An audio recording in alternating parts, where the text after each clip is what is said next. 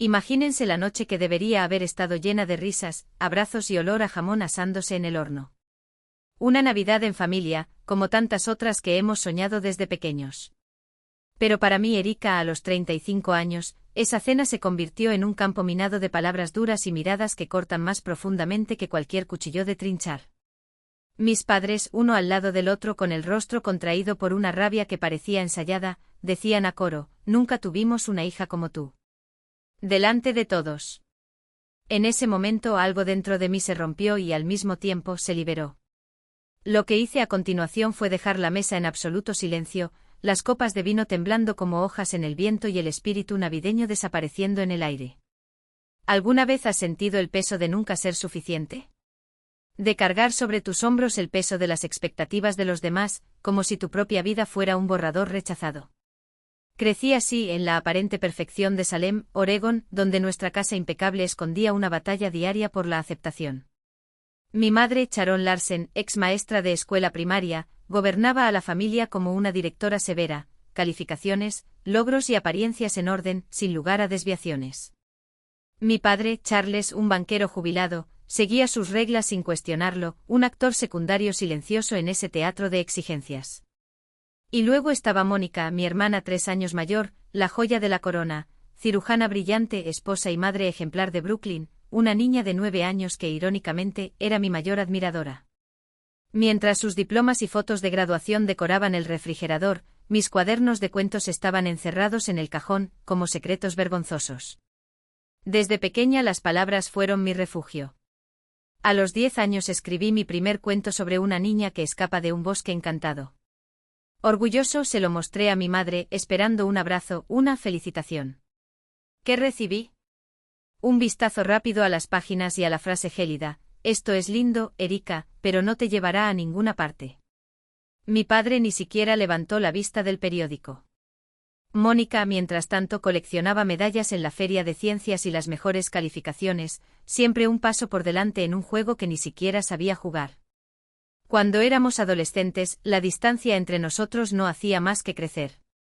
Mónica ganó lugares en programas médicos de élite, me perdía entre los estantes de la biblioteca, devorando novelas y garabateando mis propios mundos. Cuando gané un concurso literario local a los 16 años, pensé que finalmente verían mi valor. Engaño. Escribir no paga las cuentas, dijo mi madre, tirando el certificado a un lado como si fuera basura. Mi padre simplemente se encogió de hombros, como si mis sueños fueran una fase pasajera. Mónica, con una sonrisa de superioridad, añadió: tal vez deberías probar algo más práctico. No se trataba solo de carrera. Tenían un molde: hija casada, exitosa, impecable. Mónica encajaba como un guante. Y era la pieza que no pertenecía al rompecabezas. Brooklyn, mi sobrina, fue mi rayo de sol en esa tormenta. Ella se colaba en mi habitación, preguntaba por historias sobre dragones y piratas, y su risa hacía que el dolor de la crítica materna doliera menos, al menos por un tiempo. Pero ni siquiera su cariño pudo protegerme de constantes comparaciones. En las cenas familiares, mi madre elogiaba las cirugías de Mónica o el negocio de su marido, mientras que mis contribuciones independientes eran recibidas con un vacío: eso es genial, cariño. Cuando mi padre me preguntó sobre mi trabajo, fue solo para recordarme que nada de esto es tan estable como la carrera de tu hermana. Aprendí a tragarme las lágrimas y sonreír. Pero cada palabra, cada mirada de desdén, alimentaba una ira sorda que no sabía cómo domar. Tara Michei, mi mejor amiga y periodista, fue mi presentadora. Entre cafés y risas amargas, ella me escuchaba desahogarme: tus padres están atrapados en su propia ilusión. Tú no eres Mónica, y esa es tu fuerza.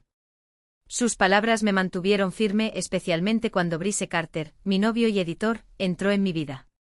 Leyó mis borradores con atención y me brindó comentarios que hicieron que mis dedos picaran por escribir más. Pero no todo el apoyo del mundo pudo borrar el sentimiento de decepción de la familia. A los 30 ya había construido una carrera modesta, cuentos publicados en revistas locales, lectores leales, pero nunca suficientes para los Larsen. Cada visita a la casa de mis padres era un cruel recordatorio de mi lugar en la jerarquía familiar. Mi madre nunca dejó de hablar de trabajos reales, y el silencio cómplice de mi padre dolía tanto como sus palabras.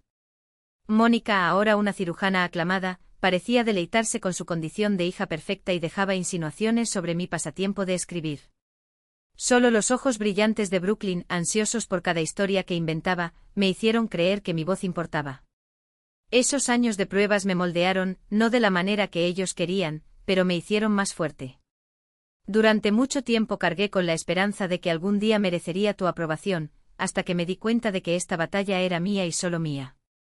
3 semanas antes de Navidad, mi teléfono celular sonó con un mensaje de mi madre, frío como un invierno de Oregón, cena en casa. 6 de la tarde, día 25. Estar aquí. Sin cariño, sin te amo. Solo un pedido. Mi estómago se revolvió. Regresar a aquella casa significaba volver a enfrentarme al mismo guión, las miradas de desdén, las comparaciones con Mónica, el suspiro de decepción ante mi inestabilidad profesional. Por un momento pensé en ignorar el mensaje, haciendo como si no lo hubiera visto. Pero algo me detuvo. Tal vez la obstinada esperanza de que esta vez me vieran. Decidí llevar un regalo, un pequeño libro con una colección de cuentos que había escrito, historias sobre coraje y sueños que me costaron noches de insomnio. No era nada grandioso, solo páginas cosidas con una cubierta sencilla y atada con una cinta. Pasé días revisando cada palabra, ajustando comas, como si la perfección de ese objeto pudiera finalmente comprar un pedacito de orgullo maternal. En el fondo sabía que era una apuesta perdida.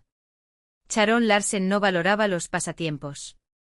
Aún así imprimí las páginas, encuaderné el libro con cuidado y me convencí de que valía la pena intentarlo. Al día siguiente me encontré con Tara en el café. Ella agitó su café con leche con escepticismo y entrecerró los ojos.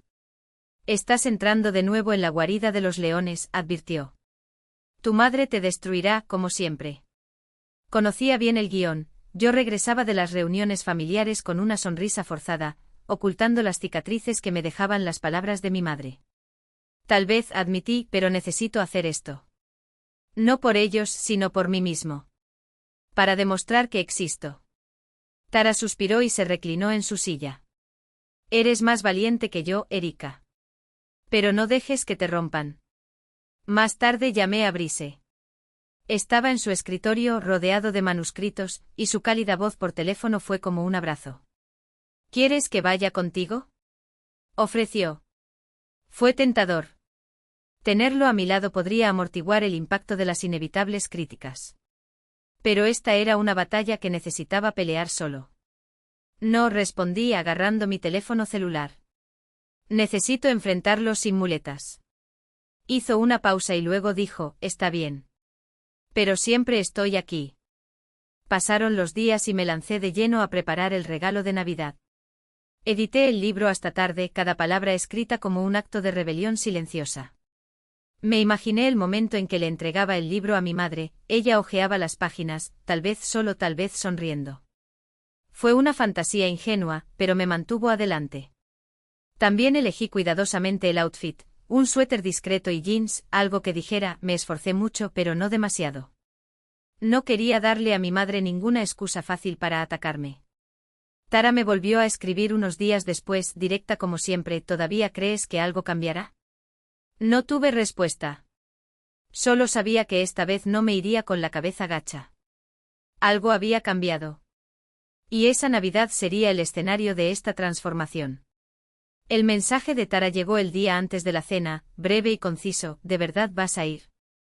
Escribí la respuesta con dedos temblorosos pero firmes, sí. Libro listo. Listo para el pelotón de fusilamiento. Ella respondió con un emoji risueño, seguido de un mensaje que me hizo sonreír a pesar del nudo en el estómago, llámame más tarde. Necesitarás una dosis doble. Era típico de ella, saber exactamente cuándo estaba a punto de hundirme y lanzarme una boya con ironía y afecto. A medida que se acercaba la Navidad, la ansiedad me carcomía las entrañas. Vi en bucle el rostro demacrado de mi madre, su voz aguda cortando el aire como una cuchilla a través del papel de regalo. Sabía que ella tendría algo que decir sobre el libro, sobre mi ropa, sobre la vida que había elegido o, en su opinión, que no había podido elegir. Pero por primera vez algo nuevo me invadió. Ya no se trataba de ganarme su aprobación. Se trataba de existir sin pedirlo. De demostrarles no a ellos sino a mí mismo, que era suficiente incluso si ellos nunca pudieran verlo. Cuando puse el libro dentro de la bolsa de regalo, no estaba simplemente envolviendo un objeto. Estaba preparando un manifiesto. Y cuando entré en el camino de entrada de mis padres, con las luces navideñas parpadeando como una advertencia en código Morse, apreté la bolsa contra mi pecho como si fuera un escudo. Mi corazón latía tan fuerte que casi podía oír el eco en el asfalto. La puerta principal se abrió antes de que yo tocara el timbre. Mi madre me saludó con una sonrisa tan tensa como el abrazo que no me dio. «Llegas tarde», espetó, recorriendo con sus ojos mi suéter y mis jeans con desdén. «¿No podrías haberte arreglado un poco?» Forcé una sonrisa sintiendo el familiar ardor de desaprobación, pero esta vez, en lugar de inclinar la cabeza, enderecé los hombros. El tráfico estaba denso, mentí, sabiendo que la verdad, me tomó 10 minutos más para no rendirme, no sería bienvenida. En el interior, el comedor era un decorado de revista, cubiertos de plata reluciente, el pavó dorado en el centro de la mesa, copas de cristal que reflejaban la luz de la lámpara de araña. Mi padre, junto a la cama, hojeaba un periódico con la expresión impasible de un juez a punto de dictar sentencia. Mónica, luciendo impecable con una chaqueta que probablemente costaba más que el alquiler, se reía de algo que Michael había dicho, mientras Brooklyn, la única alma pura en la habitación, corría hacia mí con los ojos brillantes. «Tía Erika, ¿trajiste una historia nueva?», preguntó, abrazando mis piernas. Asentí y le entregué el bolso, pero mi madre lo interceptó con un movimiento demasiado rápido para ser casual.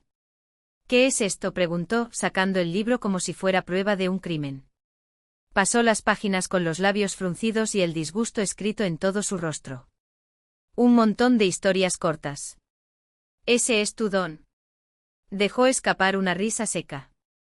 «Honestamente, Erika, ni siquiera vale el papel». El calor subió por mi cuello, pero esta vez, en lugar de tragarme las palabras, las sostuve como una daga en mi manga.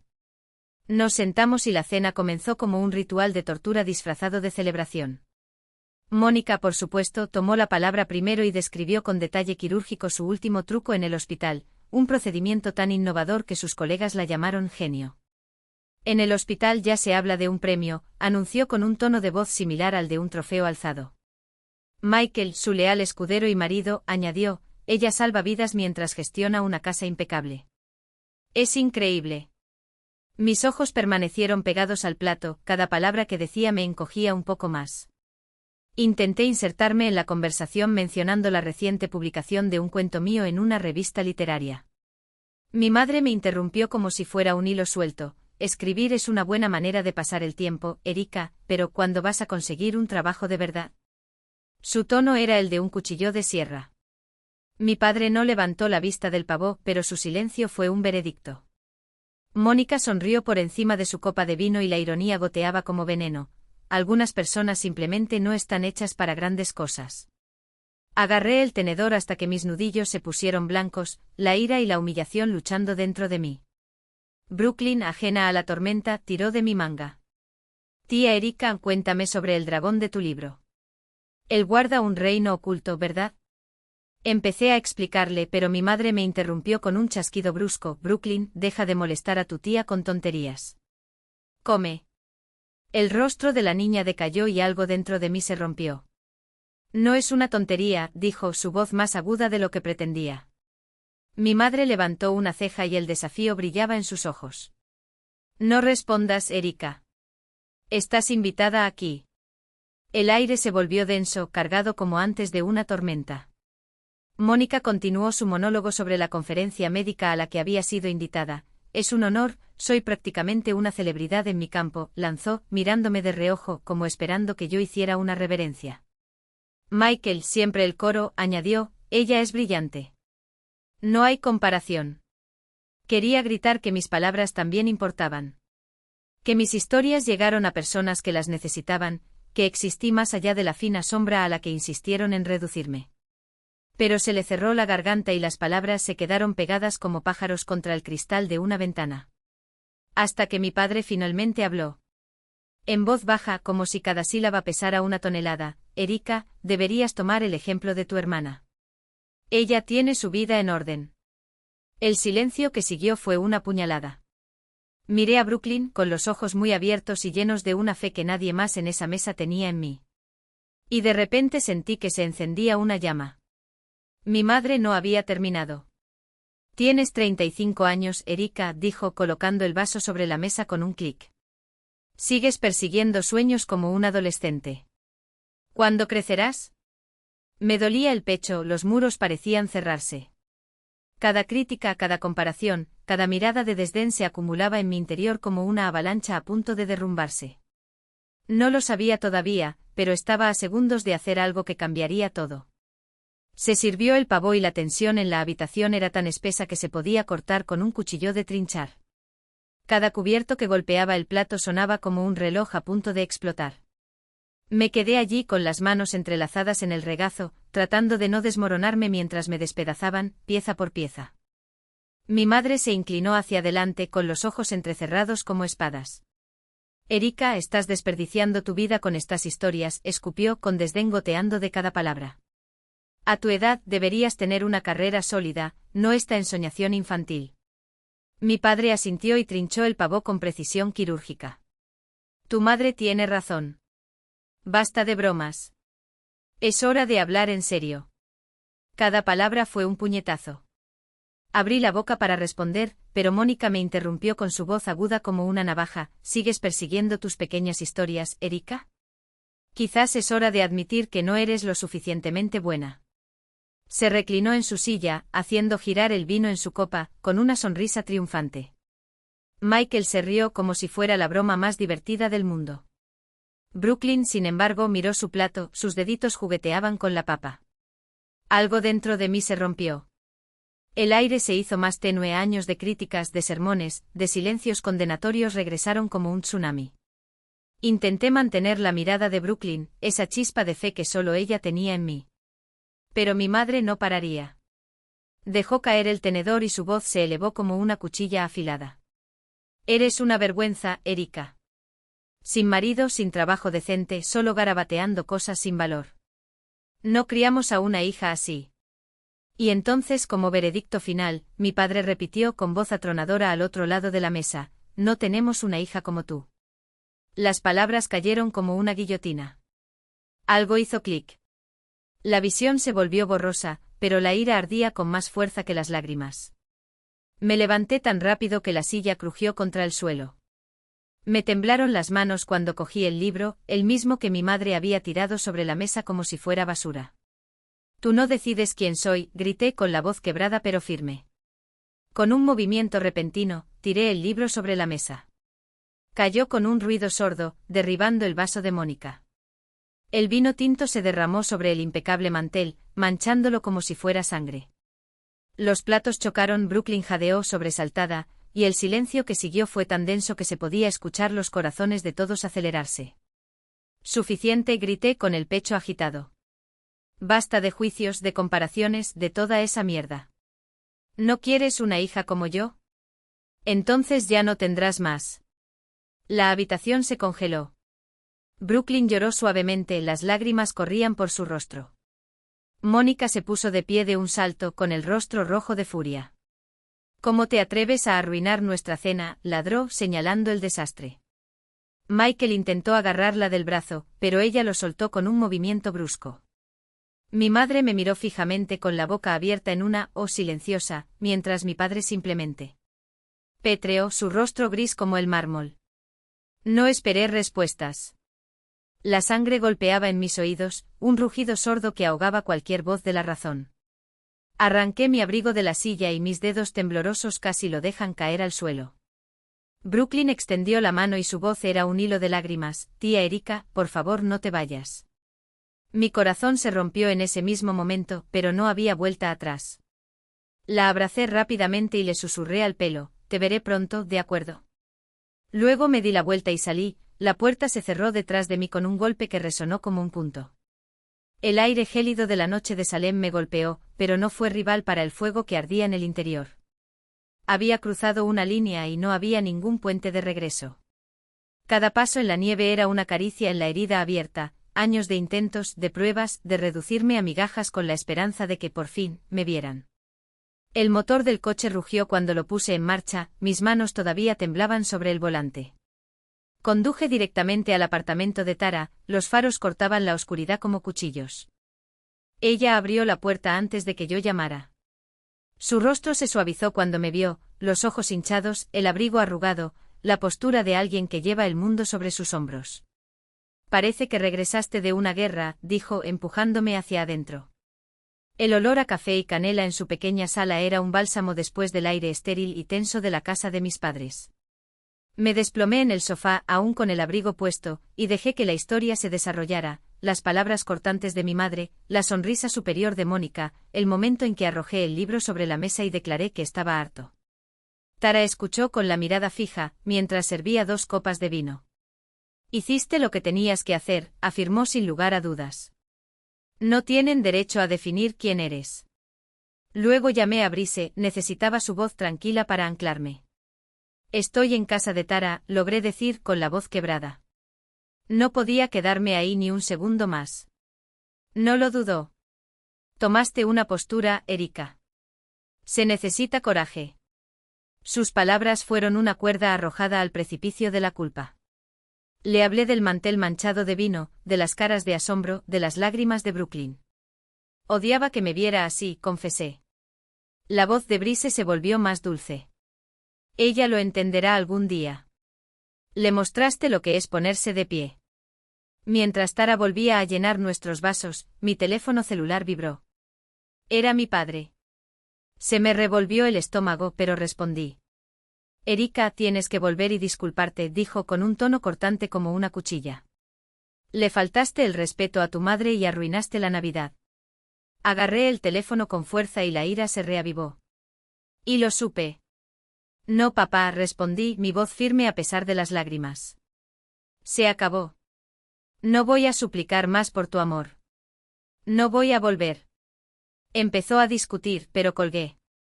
Me temblaban las manos, pero Tara me sostuvo el brazo, sus dedos cálidos y firmes. ¿Hablabas en serio, no? Asentí, sintiendo el peso de la decisión instalarse en mis huesos. Ella se recostó pensativa. Sabes, Erika, has pasado toda tu vida persiguiendo su validación. Pero mira lo que has construido por tu cuenta, tus historias, tus lectores, tu vida. Las palabras dolieron como una venda arrancada de una vieja herida. Siempre pensé que necesitaba el asentimiento de mi madre o el orgullo de mi padre para demostrar que era suficiente. Pero allí, con el apoyo inquebrantable de Tara, comencé a ver de otra manera. Mi valor no estaba ligado a sus expectativas. Horas más tarde el celular volvió a vibrar. Esta vez fue Brooklyn. Su vocecita temblorosa pero clara llegó por teléfono. Tía Erika, leí tu libro. La historia del dragón era mi favorita. Me encantó lo valiente que era la niña. Mi garganta se cerró y las lágrimas se derramaron. ¿Realmente te gustó? Yo pregunté. Me encantan todas tus historias, respondió ella con sinceridad. No dejes de escribir, ¿vale? Prometí que no pararía y mi corazón se hinchó de gratitud. Las simples palabras de Brooklyn fueron un bálsamo para los bordes crudos de esa noche.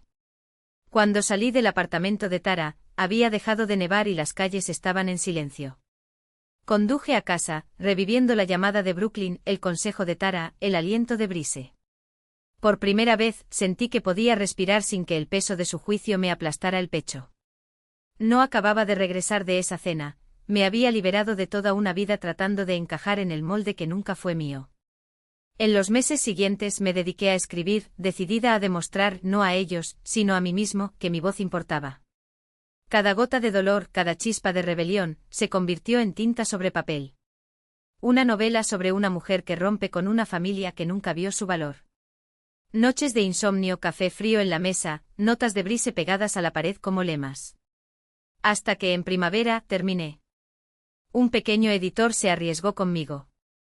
Cuando el libro llegó a las librerías, la respuesta me dejó sin aliento. Los lectores enviaron correos electrónicos contando cómo la historia resonó con sus propias luchas. Un crítico local calificó el libro de crudo e intransigente y un club de lectura de Portland me invitó a hablar. Por primera vez sentí que mi voz resonaba más allá de las 4 paredes de mi apartamento. Mientras tanto, en Salem, las consecuencias de aquella Navidad se extendían como grietas en el hielo. Sharon y Charles no han mostrado ninguna señal de vida desde la llamada de mi padre exigiendo una disculpa. Los vecinos de toda la vida me dijeron que se habían vuelto más reservados y que su imagen impecable estaba empañada. Circularon rumores sobre el incidente de Navidad y su estatus en la comunidad, alguna vez sostenido por eventos de caridad y servicios religiosos dominicales, comenzó a desmoronarse. Incluso Mónica se alejó, aplastada por el peso de ser la hija perfecta. Dejó de asistir a cenas familiares, sumergiéndose en su carrera y en Brooklyn. La familia Larson, que alguna vez fue un pilar de la alta sociedad de Salem, estaba deshilachada. No me alegré. Su colapso no fue mi victoria. Fue solo la cosecha de lo que sembraron. Había pasado años buscando su aprobación, pero ahora estaba construyendo una vida en mis propios términos. Tara, siempre mi refugio seguro, me mantuvo con los pies en la tierra. Tomábamos café juntas y ella sonreía. Ahora eres una autora publicada. ¿Qué tiene que decir Sharon al respecto? Brice también estuvo presente en cada paso del camino, leyendo borradores, celebrando cada logro. Su creencia en mí fue un recordatorio de que la familia no se trata solo de lazos de sangre. Está hecho de aquellos que te levantan cuando tropiezas. La Navidad siguiente decidí reescribir la tradición. Organicé una pequeña cena en mi apartamento. Nada como los impecables banquetes de mi madre. Tara trajo su famoso pastel de nueces. Brice llenó mi habitación con luces parpadeantes. Y Brooklyn, a quien Mónica dejó venir, en una tregua silenciosa, llegó con una tarjeta hecha a mano. Es para tu próximo libro, dijo con los ojos brillantes mientras me entregaba un dibujo de un dragón. Comimos, reímos, compartimos historias alrededor de una mesa de plástico. La calidez de esa noche llenó los vacíos que mi familia había dejado atrás. Brooklyn leyó un capítulo de mi novela en voz alta, con la voz llena de orgullo. Y allí, entre risas y copas de vino, entendí, esta era la Navidad que siempre quise. Uno en el que yo era suficiente. Mirando hacia atrás, vi el costo de su necesidad de controlar. Sharon y Charles perdieron a sus dos hijas debido a sus rígidas expectativas y su reputación se derrumbó bajo el peso de sus propias palabras. Mónica, atrapada en su sombra, quedó atrapada en su propio aislamiento. Pero encontré la libertad. Mi valor no provino de sus elogios. Provino de las historias que conté, de las personas que creyeron en mí, del coraje de darme la espalda. A todos los que siguieron este viaje, gracias por. Escúchame. Esta no es solo mi historia, es un espejo para cualquiera que alguna vez se haya sentido invisible, asfixiado por las expectativas de otras personas. Tu valor no está en lo que te dicen que debes ser, sino en lo que tu corazón ya sabe que eres. En tus elecciones, en tus cicatrices, en las personas que quedan cuando el resto del mundo exige que cambies. No dejes que nadie apague tu brillo solo porque eclipsa su mediocridad. La libertad no es un lugar al que se llega, es el coraje de seguir adelante incluso cuando las manos que deberían sostener las tuyas insisten en empujar. Y ahora quiero saber, ¿cuál es tu historia de ruptura? ¿Dónde encontraste la fuerza para decir basta? Compartir. Porque es en las voces que se unen donde el cambio gana peso, y nadie debería cargar solo con el peso de la libertad.